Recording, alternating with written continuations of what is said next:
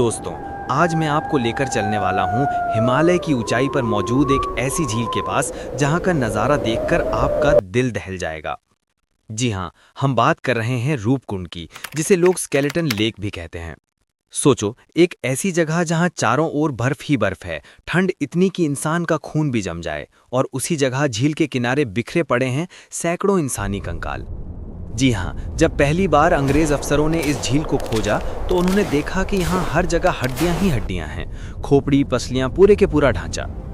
ऐसा लगा मानो कभी यहाँ मौत ने तांडव मचाया हो। अब सवाल ये है कि ये लोग थे कौन, यहाँ कैसे पहुंचे, और सबके सब अचानक क्यों मारे गए।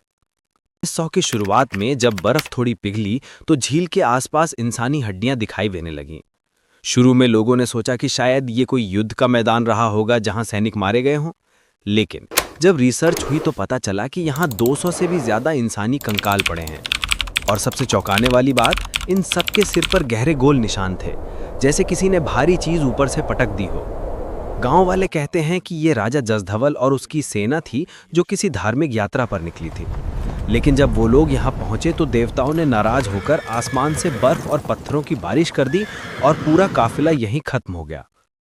सोचो, अगर आप ऊंचाई पर यात्रा कर रहे हों और अचानक आसमान से बर्फ के साथ साथ पत्थर भी गिरने लगे तो बचना लगभग नामुमकिन है। साइंटिफिक रिसर्च 2004 और फिर 2019 में यहाँ डीएनए टेस्ट और कार्बन डेटिंग हुई।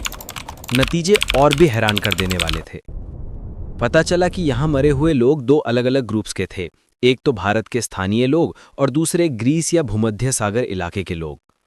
यानी ये जगह सिर्फ एक लोकल यात्रा का अड्डा नहीं थी, बल्कि यहाँ दूर दराज से भी लोग पहुंचे थे, और सबकी मौत एक जैसे तरीके से हुई थी, सिर पर चोट लगने से।